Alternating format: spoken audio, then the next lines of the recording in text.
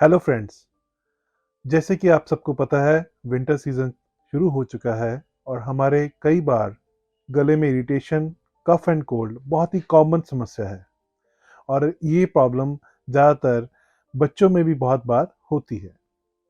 इसके लिए हम घर पर क्या सिंपल सा उपाय कर कर अपनी समस्या का हल कर सकते हैं, आइए जानते हैं।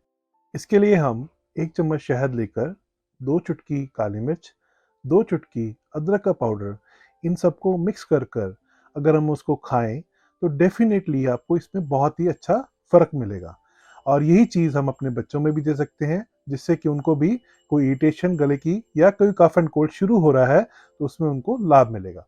Thank you.